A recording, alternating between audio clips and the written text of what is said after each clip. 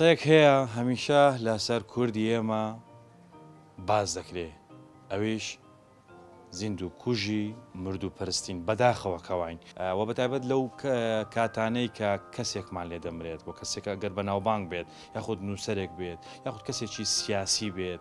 یاخود کەسێکی نیشتمان پەروەر بێت و خزمەتی بە وڵاتەکەمان کرد بێت تاوەکو نەمرێت ئێمە باسی ناکەین و قەدری نازانین و لە ئێستادا کەسانێکن لە ژیاندا ماون نووسەری گەورن وەرجێڕی گەورن کەسایەتی گەورن خزمەتێکی زۆریان بە تاچی کۆمەلگای کوردی کردووە بەڵام نەباز دەکرێن و نا ڕۆژێک لە ڕۆژان ڕێزیان لێ دەگیرێت و نا مەراسیمێکی شایستەیان بۆ دەکرێت تاو کاتەی کە دەمرێت کە مردیش ئەو دەمرێت بەجەستە لە ڕووی فیزیکیەوە بەڵام بەرهەمەکانی دوای خۆی هەمیشە لەلایەو کەسانە بە زیندوی دەمێنێت کە قەدری ئەو جۆرە کەسانە دەزانن. سڵاوتان لێبێ خۆشەویستان لە پرۆگرامی مایکی دیمەنی ئەمجارە لەسەر نووسەر و شاعیرەکانمان قسە دەکەین دەپرسین ئەوانەی کە لە ژیاندا ماون پێویستە چیان بۆ بکرێت نەوەکو بگاتەوە ڕۆژێک کە ئەسە بۆ مردنیان بخوازین و بەوە ڕانەگەین کە شتێکی شایستە بە ژیان و با خزمەتی ئەو جۆرە کەسانەمان بکەین لەو بارەیەوە گفتوگۆ دەکەین لەگەڵ هاونیشتمانیان و لەگەڵ ئەو کەسانەی کە خوێنەری باشن لەگەڵ ئەو کەسانەی کە قەدری نووسەر و وەرجێڕەکانی خۆیان دەزانن لەگەڵ مابن.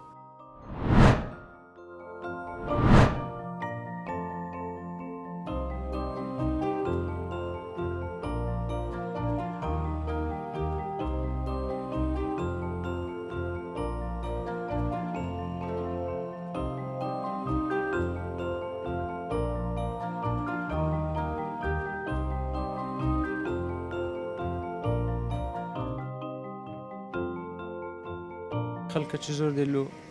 کتێبەکانی دکتۆر عەزیزگەردی بەداخەوەتە لە ژیان مابوو هەم مەکتەبەکان ئەزیەتیان دەدا هەم خوێنەر و هەم مامۆستایانی زانکۆ دژایەتیان دەکرد و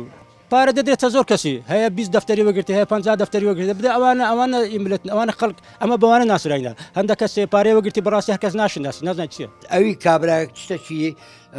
لە مەکتەبەکان دەردەینی تەوزیع دەکا ئەوی ناخینن لۆ بەلاشە بەس بە پارەبی دەخینی ئەمە هەر ئەوەندەمان پێ دەکرێت پێیان بڵێن ئاگدار بن ئەوانە لە دەستە خۆتان نەدەن چونکە مانەوەتان بەواستەی وانەیە. پرۆگرامەکەمان تایبەتە بە نووسەر و شاعیرەکانی خۆمان دەبینین کۆمەڵێ نووسەری کاراما و لێهاتوومان هەیە بۆ شاعیرەکانیش بە هەمان شێوە بەڵام تا نەمرن قەدریان نازانی ئێمەی کورتەروانە هەر کاتێک یەکێک بمرێ قەدی دەزانێت ئەو دە هونەرمەندەکان بێ نووسەرەکان بی هەتا نەبرن ئێستاکە و مەسەڵەن خۆلی خۆش بوو عەزیزگەردی ئێستا کەوەفاتی کردیا خەڵک دێکتەوە کتابەکان پێشترش زۆر داوا دەکە بەسکە دەمری هەنجە زیاتر خەڵکی ببیێتی مەسەڵەن گۆرانی بێژێ ئەو هەنجێ مەسەڵەن ئێستا گۆرانی تورکی و عەرەبی و فارسی لێ دەن ئەو هەنجە داوای گۆرانی کوردیەکەی دەکەن هەتا ئێمە ئەو هەن عنی مردی پەرستن زیند و کوژی مرد و پەرستین بۆ وای نیەمە واللهی بەس ملەتی کوردوایە نەمزانیا یعنی بەس ملەتی کوردوایە لە هەموو ئەو دەوڵەتانە کە دەگەڕێ گۆرانی خۆیان عنی ملەتی خۆیان زۆر خۆش دەوێ بەڕاستی بەس لێرەوە نییە ناوەڵ ئەومان دەزانین عەزیزگەردی کەسێکی دیاری ناونووسین و ئەدەبیاتی کوردیە دەمێ بزانم پێشەوەی کە بمرێت خەڵک زۆر خواستی هەبوو لەسەر کڕینی کتابەکانی و یاخود کە مرد لە دوای مردنەکەی خەڵک هات بە لە شاو خەریکی کڕینی کتابەکانی بوو ئەو کتابەکانی چاپی نەمابوو هەر یەک جار چاپی دەکرد و دەگوت نات جاوی جاری چ چاپ بکرێتەوە بەڵام کە مرد زیاتر خەڵکە مەسەردوونی هاتیە کاتیا دانتی بردە دانتی هاتیە بردی لە بازاڕی هەیە قڵقلەمایە زۆر نییە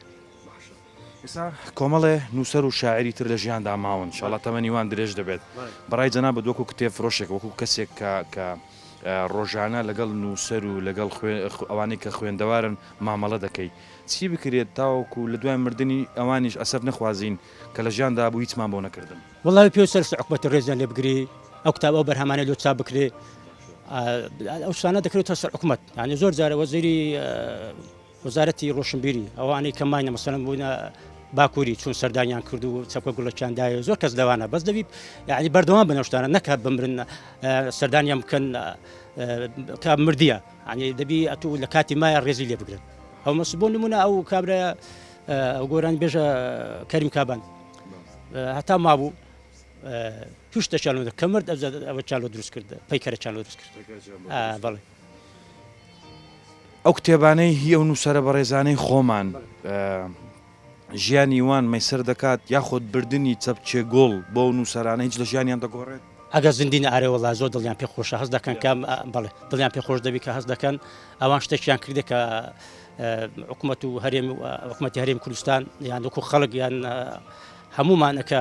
دەزانی کە ئەوانە شتێکیان کردێ دڵی خەڵکیان پێ خۆش کردێ بەڕای جەناب بکەینێ دەگەینەوە سی کە زیندوەکانی خۆمان خۆش بوێت نەوەکو لە مردندا بیان پەرستی هەر کاتێک تاچی کورد هەستی نیشتمانی هەبوو هەستی نیشتمانی نەمایە هەمیان کوشت هەستی نیشتمانیان کوشت بۆ کوشتیان والله کاک چێ کوشتی والله بەڵام شێ کوشتی ینی هەم عالم دەزانین شێ کوشتی ئەو نەعەدالەتی کە هەیە ئەو هەموو نازانم چ بڵێ ینی بەڕاستی هەر یەک و دونیە ئەو هەرێمەمە هەر کێشە لە دوو کێشە یعنی خەڵک تەماشا دەکا هەندێک کەس لە تاقی ئاسمانی هەندێک کەش لە خوارەیە نووسەر و شاعرەکانمان لە تاقی ئاسمانن یا وەخت لە خۆ ناوەڵڵا وەکو زیارە نینە مەسەلەن بۆ نمونە کۆلا خارج هەر جێگایش دەبینی ئەو کتێبی ئەو کۆوانە بەوە کتێبەکانیان دەژین لێرە دێتن ئەوان نووسەرەکان دێتن کتابەکان دێ دەکردەوە بە پارەی خۆی دەکردەوە دەدات بە پارەی خۆی دەکردەوە سەدا کە ساتی و پارەی خۆی کردیتەوە دایتی خەڵکی بەڵێ نووسەرەکانی خۆمان بە کتێبەکانی خۆیان ناژین ناوەڵڵا ناژین ناوەڵە ناژین قەدیان بۆ بکرێت تاوەکو لە ژیان داماون ینی ئەوەندە اعتیمادیان لەسەر فرۆشتنی کتێبەکانیان نەبێ ژیانی شایستیان هەبێت وڵا پێویستە حکوومەت دانی ئاوڕەچانی بداتەوە ڕێزیان لێ بگری و وەکو ئەوانەی کە ئەو دەوڵەتانە ژیانێک شایستە بژین ینی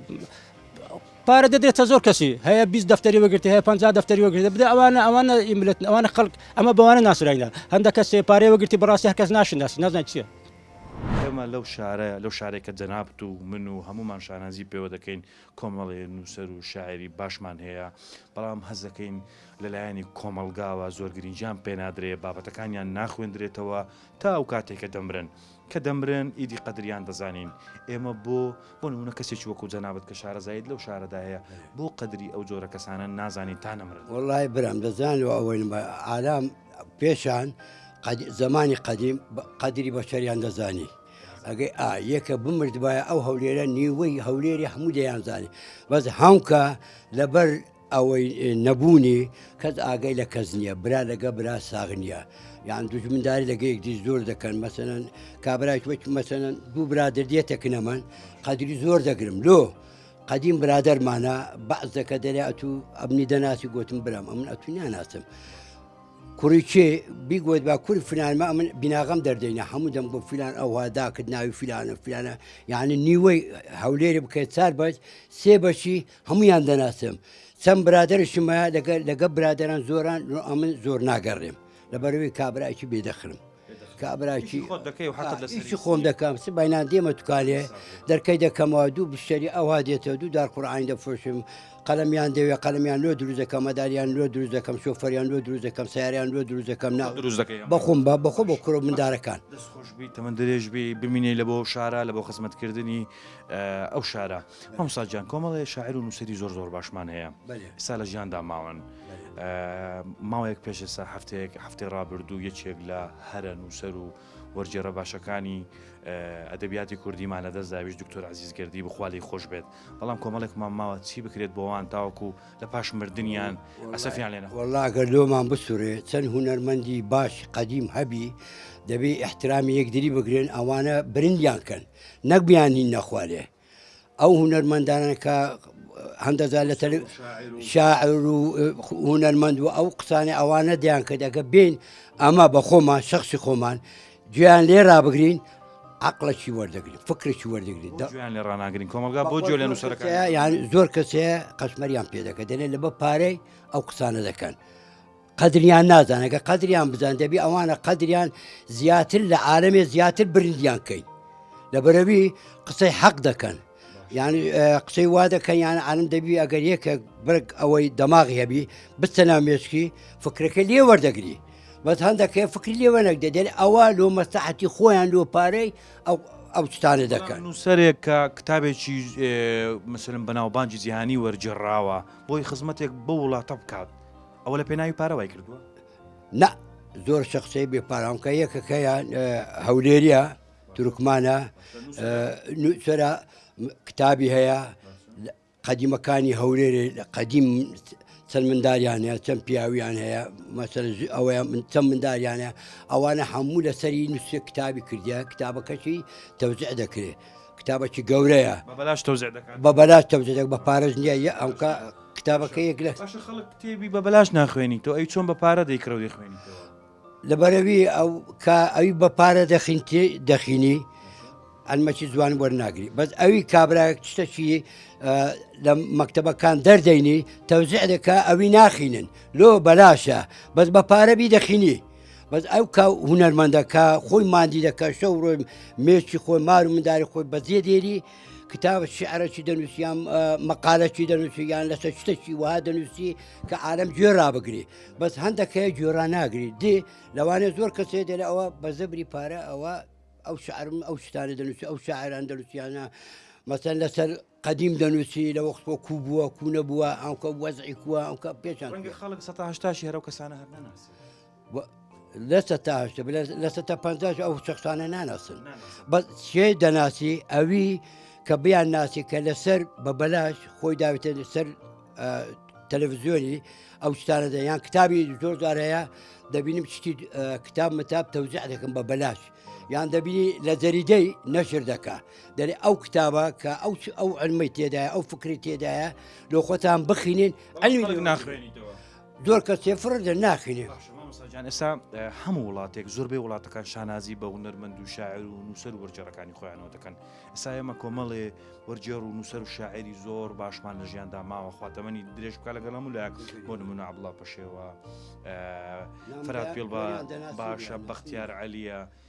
تاوەکو ئەوانە لە ژیاندا ماون هەم کۆمەلگا هەم دەسەڵات چیان بۆ بکات چۆن قەدری وانە بگرین چۆن زیاتر وا بکەین هەموو دنیا بیان ناسی ئەو شخصانە دەبی ئەو شخصەکە ئەو کابراایکە عمری تەزاوت کردیا دەبی ئەو شەخص بێ ئەلمی لەوێ وەرگری شتەکەی بزر نەبی نەک بزربی کابرا مرد بزر دەبی بەس ئەگەر بێ یەک وەکی منیان یە دوو جاهێریان یەکێک بێ دەرسی لەوێ وەرگری ئەلمەکی لەوێ وەرگری ئەوە یانە ئەو شخصە نەمردیە لۆ کە ئەو شخصای زندی کردیە بریندی کردیە لە ەکانی خوێندووە و شتی لێەوە فێر بووە ئەو لە زیاتی وی کە ئەو کابراایکە مردیە نەمردیە لۆ لە بەرچین نەمردیە ئەو شخصە لە جێوی جێەکەی گرتیە نەیەکێ جێەکەی بفەوتێ بسووتێ زۆر کەسەیە دەسووتێنی زیندوو کوژی مرد و پەرستی ئەوی مرد ئەوی مایەوە دەبێت قەدری زیاتر بێ ئەوی مرد ئیلا خوا بە خۆی دەزانی چی کردێت چی نەکرێ بەس ئەوی مایتەوە شتی وانە بزر نەکەن یعنی هوەری وەی بزر نەکە قسەی وەی بزر نەکەش کتابی وەی 24 ساعت لە زیاتی ئەوەی کتابی زیاتر ئیوی تەوزیعکە ئەو نمایە مردیە کتابی زواتر تەوزیعکە لە مەکتەبەکان لە کتاب فرۆشەکان بە سەفتە تەوزیعکەم برێ کاکە ئەوەی بە بەلاش دەتان دەمێ بدەنە عالم بەس بخینن لۆ بزر نەبی وەکی بزر بوو کابراای مرد مانگەک دوو مەک پاشوی هەر لە توای نەمردیە ئەگە وابی تەوزیع بکرێ لە زیات وەیەکە چکە جێ هوەری وی بگری پشتی بگری ئەو نمایە بەستەبی وە بزانە ئەو مایە ئەو کابرا زندیە نەمردیە خوێندنەوەکوی وەڵای ئەمن ناخینمەوە بەسدار بەزار کتاب متاب تەماشا دەکەم دەریە تەماشا دەکەم یان ئەلمەکی لێ وەردەگرم ئارەوە سەرچاوی من لە خزمەتم برا گەورنا خێر بن نووسەر و شاعرمان زۆر هەبوو وەفاتیان کردێ و پاشان زۆر شتیان لۆ کردێ و کە هەتا لە ژیان بوو هیچیان لۆ نەدەکردن لۆ نمونە دکتۆر عەزیزگەردی ئەنی هەتا لە ژیان بوو کەس قەدری نەگرت دواتر لە فەیسبوک و لە سۆشیال میدیا هەم بە شان و بالدا هەردەگوت و دواتر تەمەشای تازیەکەت دەکرد کەسێکی وها نەبوو ئەو دەبایە بەمەڕاستی مەشی گەورەی لۆ بکرێەوە هۆڵی بەناو بکرێەوە پەیکەری لۆ دروست بکرێ چ هەتا دنیا ئازگەردێک دروست نابتەوە لە ناو کورد ئەس بەداخەوە ینی لە وڵاتەی قەدری نەنووسەر نەشاعیر هیچ پیرۆزەکان قەدریان ناگیرێت لە وڵاتی ئێستادا دەبینین خوا لێ خۆش و عەزیزگەردیمان لێ ڕۆیشت بەڵام ئیدی کتێبەکانی و بابەتە بە پێز و پڕسوودەکانی ماون کەسانێک هەن هەمان شێوەی دکتۆر نووسری باشن شاعری باشن ڕۆمان نووسی باشن لە ژیانیشدا ماون کەچی ئەوانیش فەرامۆشکراون دەبێ بزانم وەکو کتێب فرۆشێک چی بۆ وان بکرێ تاکو کە ئەوانیش خوا نەخواستە مردن ینی بە دەردی ئەوانە نەڕۆن کە لێمان لە دەستمان ڕۆیشتن زۆر ناوانی ئێستا کە لە ژیان ماون و فەرامۆش کراون لۆ نمونە نەوزاد ڕەفعەتی شاعیرەکی دیاری کوردە و کەسی ئاور لێ ناداتەوە کەس سەردانی ناکاوە بەبێ نازی لە ماڵەوە کەتێ زۆر نەوانەی کە ئێستا لە ژیان و کەس حسابیشیان لۆ ناکاتن مردن کە پاش مردنەکەی تو مەراسمی لۆ دەکەی هۆڵی بەناو دەکەی ستایشی دەکەیت سوودی هەیە تا لە ژیانە قەدری بگرە ئێستا لەو چەند ڕۆژەی خەڵکەکی زۆر دێ لۆ کتێبەکانی دکتۆر عەزیزگەردی بەداخەوەتە لە ژیان مابوو هەم مەکتەبەکانە زێتیان دەدا هەم خوێنەر و هەم مامۆستایانی زانکۆ دژایەتیان دەکرد و قسەیان چەند کەس هەبوو هاتە لای من زەمی کردیە قسەی پێگوتێ کەچی ئەو مامۆستای کە زەمی دەکات تەڵەبەی دکتۆر عەزیزی بووە ئەس بەداخەوە لێرکوانە هیچ شتێک قەدری ناگیرێت تەڵەبەکانی خۆی بۆچی زەمیان دەکرد زەمیان دەکردن زەمیان دەکرد کە خۆی دوورە پەرێزگرتە لە لای من زۆر برادرم بە دکتۆر عەزیز داهاتە لامیان ئێستا لۆ نمونەوە نمونەی چەند کتێبەچە بە دیاری دەیدا من لۆی دەناردم هەم کتێبەکانی خۆی دەنارد لە بۆم بە دیاری ئەنی من خاوەنی مەکتەبی مەحویمە هەموو کتێبەکانی خۆی بە دیاری لۆم بدەنار زۆر گلەی دەکرد زۆر گلەی لە خەڵک دەکرد هەتا پرسیاری ئەوم لێ دەکرد بۆچی کتێبە کۆنەکان چاپ ناکەوە دەگۆ ئەوانی ئێستا گەلە خەدری کتێبە نوێیەکان دەگرن نۆبەت ئەوەیە قسم کۆنەکان چاپ بکەمەوە ئەنی دەگۆ بەر لە جێی خۆی بەسەنگا ئەو کتێبانێک کە چاپ کراون و ڕۆیشتون مێژوەشی تۆمار کردە نامەوێت کە چاپیان کەمەوە ڕیسوا و ڕەزیبی لە بازار بەسیوت کردوتت مەکتەبەکانیش ئەزیەتیان دەدا مەکتەبەکان بۆ زیێتیان مەزیێت مەکتەبەکانە من نمونەم لایە هەیە کتێبی لێ وەردەگرت و دەیهینا و دەیبرد یان مەکتەبە هەبوو کتێبی لۆ دەبرد لێ وەرنەدەگرت مەکتەبە هەبوو ڕکلامی لە دوو دەکرد کتێبەکانی ناڕوە کەچی وەژنی و ئێستاش شین و ڕۆڕۆیتی لە بووی کە وەفاتی کردی ئێمە زیندوو مرد و پەرستین قەترگرتنی ئەوانەی کە لە ژیاندا ماوەن نووسەرەکانمان شاعیرەکانمان کفایەتە بەسە بۆەوەی تەنها قەدریان بگیرێت یاخود دەبێشتی تریان بۆ بکەین باکی دەبیشتی تریان لە بکرێتە لە ژیان ماوەن ئێستا وەزیری خوێندنی باڵەدێ هۆڵێک بە ناوی دکتۆر عەزیز بکرێتن یان ماڵەکەی بکرێتە مۆزەخانە ئەمن چەندان کەسایەتی هەیە و چەندان نووسەر هەیە دەیناسم کتێبەکانی پێشکەشی دەستگاکان کردووە ئەوانی لەو دەستگای ئیشیان کردە کتێبەکانیان بردیتەوە لەوێن دەرکتێبی هاتۆ بازاری فرۆشایە ئەو شتانە من پێشنیار دەکەم لەو بنەماڵەکەی بە هیچ شێوە کتێبەکانی دەستکاری نەکەن و هەر لە شوێنی خۆی نەشکرێتە مۆزەخانە چونچی بکرێتە مۆزەخانە ئەکیدمەوەی لەسەر دەبێتن وەکو دکتۆر نایپارێزی کتێبەکە لەناو کەوانەیەک پێگەستە پێم بڵێ چی بکەین بۆ زیندوەکانمان بۆ نووسەرەکانی کە لە ژیاندا ماون ئەو شاعرانەی کە شاعری باشن و کورد دەبێت شانازیان پێوە بکات پێگەستە پێم بڵێ چی بەوانە بکرێن تاوەکو لە ژیاندا ماون تاکو لە ژیان ماوەن ئێستا زۆریان هەیە نەخۆشە هەیە کەم دەرامەتە هەیە کرێچیە هاوکاری بکرێن بەسەر بکرێنەوە ڕێزیان لێ بگیرێ هەتا ماوەن لە ژیان پەیکەریان لۆ بکرێلەوەی هەز بەبوونی خۆی بکەستم زۆر نووسەرێ هاتە لای مگلەیە کردێت پەشیمانە لەوەی کە کردیتی نووسەر بگاتەوە ڕادەی پەشیمان بیلەوەی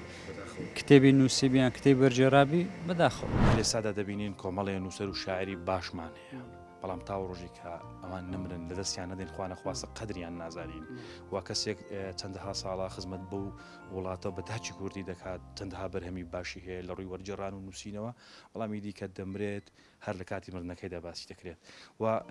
ینی بە کورتی و بە بختی دەمێ بڵێم ئێمە زیندوکوژی مرد و پەرستین کە لەسەر و بابەتە قسم بۆ بکەیت بەستە وڵایە سەرەتا بە خێر بێمە سەر چاوان زۆر بەداخەوە قسەی کە جەنابەت کردت واقعێک شێعنی توانم بڵێم ڕۆژانە ئەی بینین و لە زیاد لە نووسەر بینیومانە نووسەری وایەوە مە کتێبخانەکەی فرۆشێ بۆ عیلاج پەشیمانە لەوەی خزمەتی وشەی کوردی کردووە هیوات کە دەبینین یعنی احتیمالە سەروی 100 کتێبی هەبێ پەشیمانە لەوەی خزمەتی کردووە و وعدیشیدا و شت نەنووسێ ینی ئەوە بەڕاستی لە ئەو بارە و زروفە سیاسی ئێستا زاڵە بەسەر هەموو ناوچەکەم باسی کورسان ناکەم بۆی بە شێوەی تر خەڵ لێمان تێنەگەیە بەڕاستی وای کردو احتیمام بە کۆڵکە نووسەرە درێ لەگەڵ ڕێزمدا خەڵکێک لە سەر بابەتێکە نووسە هیچ معلوماتێکی نییە بەس لەبەری دەستێکی لە پشتەیە خەڵکیەکانی دەدا ناوی دەرکە کۆمەڵی نووسەرشمانی هۆ لە ژیان دەمراندویانە لەو چی خەڵکیان نەزانێت تا ئەو ڕۆژەی دەمرن و یعنی نایەن لۆچێ لە سوۆسیال میدیا شوێنێک بێ خەڵک بە دوای کتێبیانە بگەڕێ ئەو جا بزانێ و نووسەرە چەند گەورە بووە شتی تریش پێ بەس حەز ناکەم زیاتر بڕۆم. باشە ئەوانەی کە مردن ئیدی لە ڕووی فیزیکی و ئەوانە تاوا مردن بەڵام بەرهەمەکانیان لە لای ئەو کەسانی کە خوێنەوەرن قەدری ئەو جۆرە نووسەر و وەرجێرانە دەزان هەمیشە بە زیندوی دەمێنێتەوە با ئێمە قسە لەسەر زیندوەکانمان با بکەین کۆمەڵێ نووسەر وەرجێری باشمان هەیە و لە ژیانیشدا ماون بەڵام فرامۆش کراون ینی هەم لەلایەنی خوێنەر و هەم لەلایەنی کۆمەڵگاشەوە ینی حکوومەتیش بە دەرەجەیەک ینی هۆکارە بۆەوەی کە ئەو جۆرە نووسەر و شاعرانە کە گرنجیان پێ نادرێت بەڕای جەناب بە دووەکو خوێنەرێک وەکو خاوەنی کتێبخانەیەک چی بۆوانە بکرێت کە لە ژیاندا ماوە والله ئەوەی لە ژیاندا ماوە ئەوەی کە چوو با بکرێ بە عیبرەتێک بڕاستی ئێمە ئێستا گەر هەردی قەتێک بەورتر سیر بکەین کورد هەتا ژێردەسە بێ بەرهەمی جوانترە ئەوانەی کە ئێمە سە بۆیان دەگرینەڵین لە دەستماندان زۆربەی ئیشەکە ڕاستە ئیشیان کردو بەس ئیشی کۆنیان لە ئێستایان جوانترە دەستەواژە و بابەتی جارانیان زۆر لە ئێستایان باشترە ئێسش سێرکەنەوەی کە لە ڕۆژەڵاتە و شێک دەنووسی زۆر لەوەی ئێمە باشترە کە ئێمە خاوەنی ئازادی خۆمانین بەڕاستی بێت بڵێم ئیتر وڵای تر نازانم کورد کە خۆی بینێ بە درێژای مێژوو هەروە بۆ ینی لە ژێر سای خۆیان هیچ نییە ئەوەش کە لێرە بووە لە ناو کووردا چۆتە دەرو هەر ناودار بۆ ڕێزی لای خەڵکی تر زیاترە کورد ڕێز لە خۆی ناگرێ ڕێز لە خەڵکی داهێنێری خۆی ناگرێ ڕێز لە وەرگێڕی خۆی ناگرێت لە نووسری خۆی لە شاعری خۆی بەداخەوەی تر تاریخیان بڕۆی هەروە بووە سەیری شاعری زۆرێک لە شاعرە کۆنەکانیش بکەی باسی دۆخێکیان کردو ئەمڕۆ هەروایە ئەوە ناگەینە کابراکە غەی بیزانی بەس ئەم وەزعی هەروە چەق بەستوو بۆ بەداخەوە بەڵێ بەڵێ هی لەو چەق بەستویە نەجاتمان دەبێت واللهی ئێتر ئێمە خەڵکی ئێمە ئێستا ئازادیەکەیە چوونە دەرەوەیەکەیە گەشت و سەیرانیەکە یەتوانی بە وڵاتانە بگڕێ پێم وایسان هەتا بکرێت سەفەرکە و ملەتانی تر ببێنێ ئەو وەختە لێرش بێت و پیاچونەیەک بە وەزی خۆیدا بکە چۆم خەڵکانی تر هیچ لە ئێمە زیاتر نیمە زۆر جار بە زۆر نووسەر و محقق دەڵێم هەندێک شت ئێوە شەڕ لەسەر کتێبی دەکەن ئەگە بیان بین کتێبیان ناخوێن و خەڵکیمە زۆر بەتواناترە زۆر لێ هاتووترە بەس بەداخۆی مەهر خۆمان بەکەمەزانی بەڕێز چی بۆ بەتوانە و لێ هاتوانە بکرێت ئەوانەیە کە لە ژیاندا ماونیانی شتێک بێ کە شایستە بێ بەوان کە تاسە ئێمە نەمان کردووە بەداخەوە مامۆستا ینی نازانم سەم ئەکادیمیای کوردیمانی حەقوای ئەو بەو ڕۆڵە هەرسێ بە سەر هەموو نووسەروانەیە بگەڕێتەوە سەماوێ نەفرێکە خەڵکی هەولێر هەستا بە ناوی هەرچی نووسەر و وەرگێڕ و ئەوانەی لە هەولێر و غێری هەولێرشن لێرە دانشون هەمووی لە چەند بەرگێکا کۆ کردوتەوە هەنی هەنگاوێکی باش بۆ خەڵک بۆ ناسینی ئەوانە هاندەرێکی باشە بۆ ئەو نەفری کە ناوی چۆتە ئەو مەوسوعە زیاتر هەوڵ بدا و هاندا بنووسێ و ئیبداع بکە بابەتێک هەیە کە لە ڕووی قانونیەوە پێی دەڵێن حەق المؤلف یعنی حەقی نووسەر دراوە لێرە حەقی نووسەر بەداخۆ نووسەر ئێمە ئیستیغلال دەکرێت نووسەر ئێمە هیچ ینی بەعام بە زۆرینە جگە لەوانی کەشتیان لەوە چێ منهەجی بێ بخوێنێ لە زانکۆکان بەداخەوە نووسەری ئێمە دائیمەن حەقی خوراوە جاری واشە پارەی لێوەردەگرن دەچێتە دەستگایەگەڵا بێپارین پارەکەشی لێوەردەگرن کتێبەکە چاپەکەن وەکەوێ بەداخەوە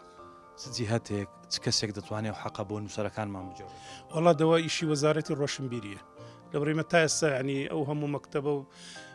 دەتوانم مقابل چەندان دەوڵەت بێنونی کورد دەستگای چاپەمەنی تێدانێ بەس تا ئێستا سندیکایەکی نییە خەڵکە زۆر دێلو کتێبەکانی دکتۆر عەزیزگەردی بەداخەوەتە لە ژیان مابوو هەم مەکتەبەکانە زێتیان دەدا هەم خوێنەر و هەم مامۆستایانی زانکۆ دژایەتیان دەکرد و پارە دەدرێتە زۆر کەسی هەیە 20 دەفتەری وەگرتی هەیە 50 دەفتەری وەگرێت بدە ئەوانە ئیملت ئەوانە خەڵک ئەمە بەوانە ناسراینا هەندێک کەسێ پارەی وەگرتی بەڕاستی هەرکەس ناشناسی نازان چییە ئەوی کابراایك شتێکی لە مەکتەبەکان دەردەینی تەوزیع دەکا ئەوی ناخینن لۆ بەلاشە بەس بە پارەبی دەخینی ئەمە هەر ئەوەندەمان پێ دەکرێت پێیان بڵێن ئاگدار بن ئەوانە لە دەستە خۆتان نەدەن چونکە مانەوەتان بە واستەی وانەیە کاتت باش سەد بەخێر بەڕێز سەکەم وەکو خاوەنی کتێبخانەیەک دەمەندێک پرسیار لە جەنابەت بکەم پرۆگرامەکەمان تایبەتە بە بابەتێک لێستادا دەبینین ئێمە نووسەر و شاعری زۆر باشمان هەیە بەڵام تا نەمرن قەدریان نازانین لەناو کەوانەیەکدا هەمومان ئەو کاتە قسەیەک دەکەین دەڵێن ئێمە زیندوو کوژی مرد و پەرستین تێڕوانینی جەنابەت وەکو کەسێک ڕۆشن بێر دەمێ بزانی ئێمە بۆ واین پێشەشی بەخێر بن بەخێراتتان دەکەم وەڵا سەبارەت بە نووسەر و وەرجێڕیان هەر کەسە کەشتە چێ نووسی ئەتو کەشتەکەی خوێنیەوە ئەتو ڕێز لەو کابرایەگری ڕۆژانە دەیان شت چاپەبی هەر کەس ئاوری لێ ناداتەوە ئێستا بوون منە ئەو چەند ڕۆژەی مامەستا عەزگەردی وەفاتی کرد زیاتر لە 130 کتێبی هەبوو ئەگە ئێستا بڵێن لەو هەولێرە لەوانێت 180 خەڵگنەی ناسیس یعنی ڕێز لە نووسەر بەو شتەی دەجێرەکەت و بەرهەمەکەی بخوێنەوە بەرهەمەکەیان ناخوێندرێتەوە چەند کەس کتێبی چاپەکە هەر لەسەر ئەرچی خۆی چاپەکە پارەی قەر دەکات لەو لایلا دەینێت تا کتێبەکەی پێ چاپەکە دوای خەڵک ناخوێنیتەوە ئەوەش پەیوەندی بە حکومەتی وە نییە بڵێ مە تۆ حکومەت بێ ڕێز لە نووسەری بگری لە هیچ وڵاتەی نەبوو حکومەت بێت ڕێز لە نووسەری بگری دەبی کۆمەلگا ڕێز لە نووسەری بگری پێویست ناکە حکومەت ڕێز لێ بگری لەبەرەوەی ئێستا نووسین و کتێب و شتیش هەمووی بوویتە کەرتی تایبەت بەڵێ کۆمەلگا بۆ ڕێز لە نووسەرەکانی خۆی وڵا کۆمەلگا خۆی نظامی سەرمایه‌داری وایە مامەستا سەرمایه‌دار مارکس بەلاژنێ دەڵێ سەرمایه‌دار مرۆڤەکان دەکوژیت یعنی ئینسان دەکاتە ڕۆبۆت سەردەمانی پێشیوانە بوو کە نووسەر کتێبی چاپەکرد کە بە بازار دەدەست و خەڵک دەیگۆ فڵانە کەسە بەڵام ئێستا هەر خەڵکە ناشیناسی یعنی سەرمایه‌داری وە لە ئینسان دەکات ڕێز لە باش لە جوانەکان نەگریت بڵێ سەرمایه‌داری بڵێ ئەوانەی کە ماون ئێستا لە ژیاندا کۆمەڵی وەرجێڕی باش و نووسەری باش و شاعری باشمان هەیە کە مثلا کوردستان شانازیان پێوە دەکات کورد بە تایبە شانازی پێیانەوە دەکات کە ئەوانە هەن بەشێکیان چی بکرێت تاوەکو ئەوان کە خوانە خواستە ڕۆژێک مردن ئەسەفیان بۆ نەخوازیین هەمدیسان بڵێن وڵی هیچمان بۆوانش نەکرد بەڵێ وڵام مامەستا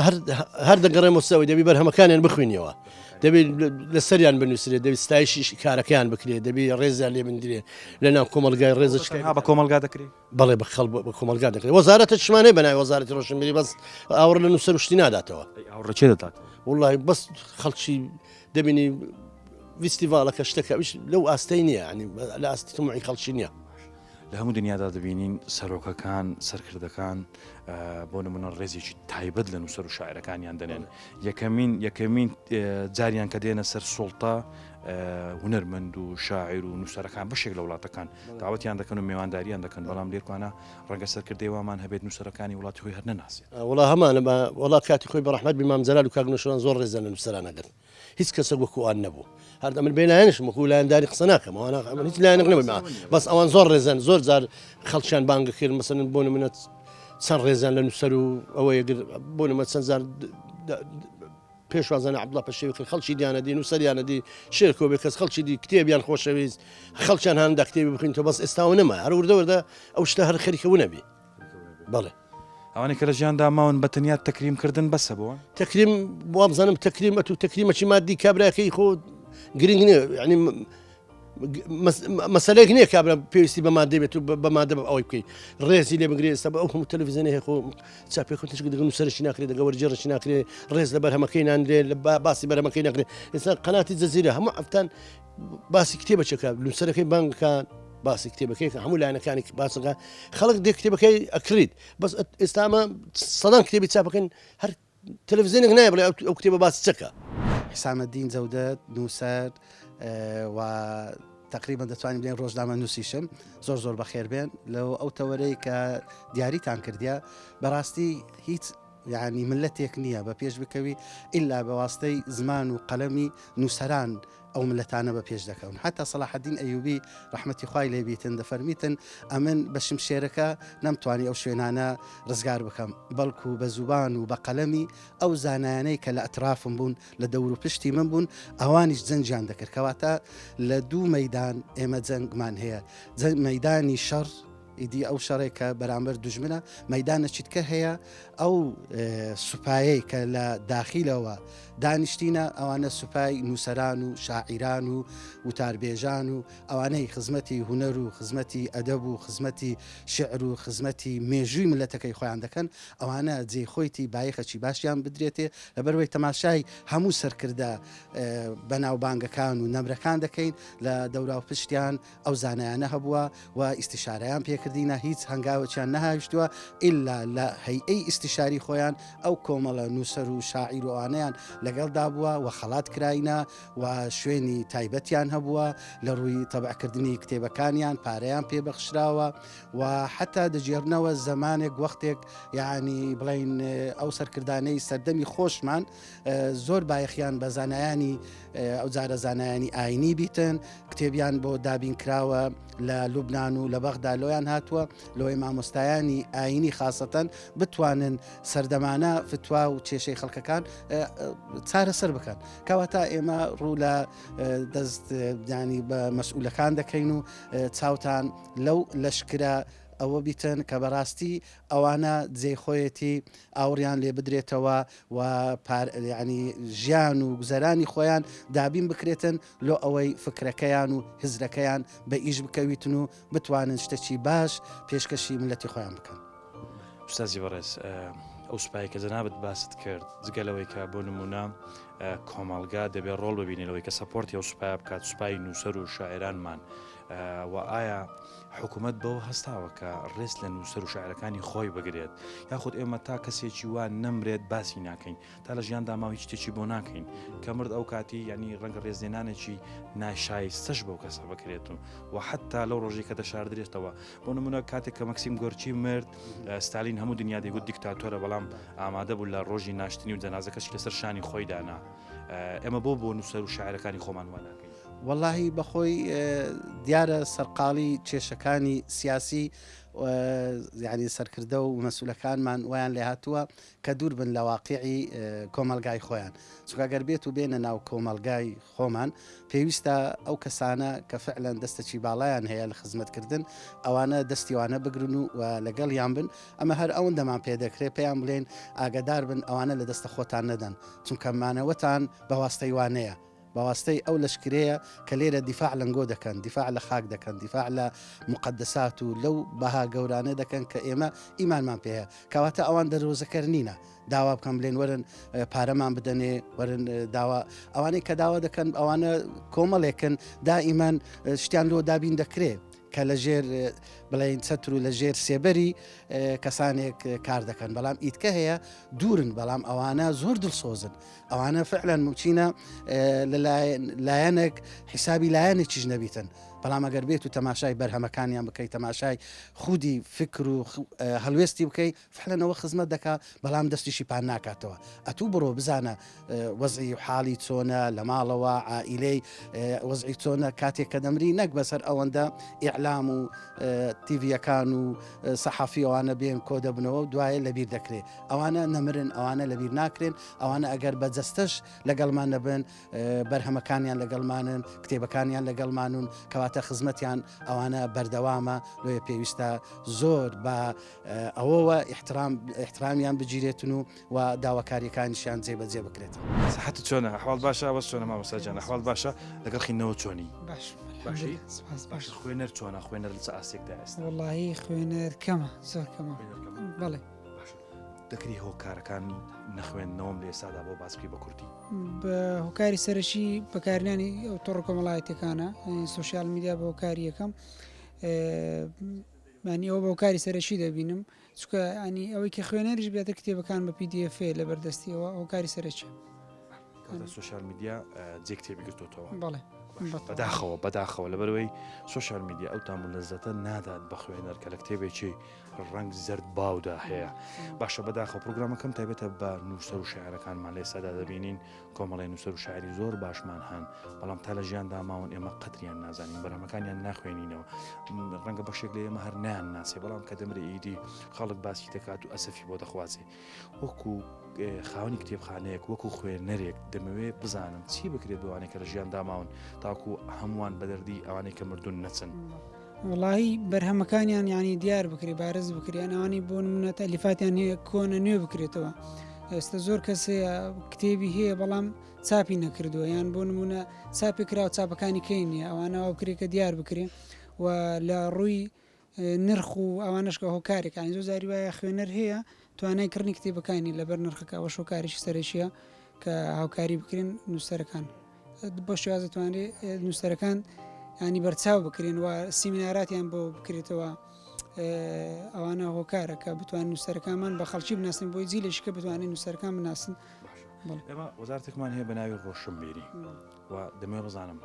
ڕۆڵی کۆمەڵگا و دواتر ئەو وەزارەتە چیە تاوەکو ئەو نووسەر و شاعرە بەناوبانگانەی خۆمان بارزتر بکرێت یعنی وا بکەین بیانگەێنین ئاسێکی جیهانی لە دەرەوەش خەڵک بیان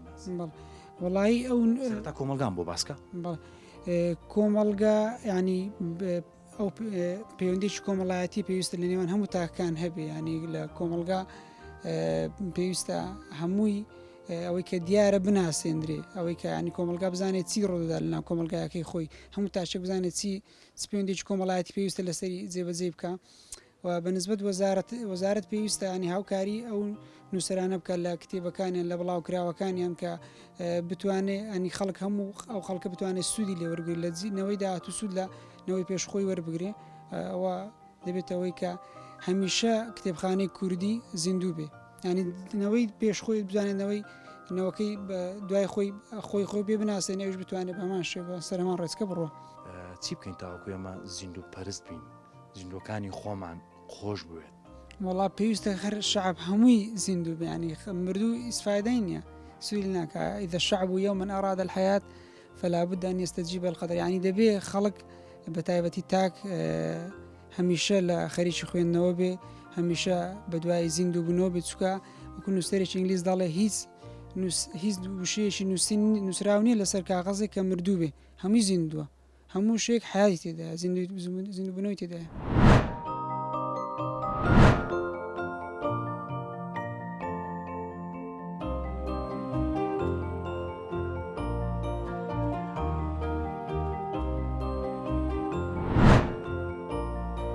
ئەمە جەنازەی مەکسیم گۆرچیە ستالین کە هەموو دنیا گەلانی هەموو جیان لەسەرەوە کۆک بوون کە کەسێکی دیکتاتۆرە بەڵام لە ڕۆژی مردنی گەورە نووسەری وڵاتەکە مەکسیم گۆرچی ئامادەی بە خاکسپاردنیەتی و جەنازەکەی لەسەر شانی خۆی داناوە ئێمە نامانەوێ باس لەوە بکەین کە ستالین کەسێک بووە کە نووسەری وڵاتەکەی خۆی خۆشویستووە دەمانەوێ ئەم بابەتە بهێنینە وڵاتەکەی خۆمان و لێستادا ئەوە بڵێین ئایا لە کار بەدەستانەوە تا بچووکترین تاچێ و کۆمەلگایە ڕێز لە نووسەر و شاعر و وەرجێڕەکانی خۆی دەنێت هەمومان دەڵێن نەخێر ئەیکەواتە بۆ شانازی بە نووسەر و شاعر و وەرجێڕەکانی خۆمان ناکەین تا ڕۆژێک کە دەمرن ئەو کات مەراسیمێکی ناشایستە بە ژیانی ئەوان ساز دەکەین و کۆمەڵێک کەسی بەرپرس و هەندێک کەسی لاوەچی لە دەوروبەری جەنازەکەی ئامادە دەبن و شیانی ئەو کەسە کۆتایی پێدێت و ئەوانیش دێشارنەوە چەند وێنەیەک دەگرن ئەوان پێویستیان بەوە نییە کە وێنەیان لەگەڵ بگرن بەڵام ڕەنگە پێویستیان بەوە بێت کە ڕێز لە کەسایەتیان بگرن بەرهەمەکانیان حەقی نووسەر بدرێت بەداخەوە کەوانە کەسی وا هەیە ژیانی لا پێناوی وشەی کوردی داناوە بەڵام ئێستا کتێبخانەکەی خۆی دەفرۆشێت بۆ ئەوەی چارەسەری نەخۆشیەکەی خۆی پێ بکات بۆ تا کەسێک نەمرێت باسی ناکەین بۆ ئەوەندە لەسەرەوە مسوور بین کە ئێمە قەومێکی مرد و پەرستی زیندوو کوژین تکایە با ڕێز لە نووسەرەکانی خۆمان بگرین با وا بکەین کە ژیانێکی شایستە بەخۆیان هەبێت با نەگاتەوە ڕۆژێک کە پەشیمان بن لە نووسینیان ڕۆژێک دابێ بڵێن خۆزگەی ئەمە ئیشێکی ترمان بکرد باە و نووسین ئیشی منەبایە ئەم نە زۆری براهیمم پرۆگرامی مایکی دیمەنی ئەم جارەشم پێشکەشکردن تا پرۆگرامێکی تر هەر شاد و بەختەوەر بن خواتان لەگەڵ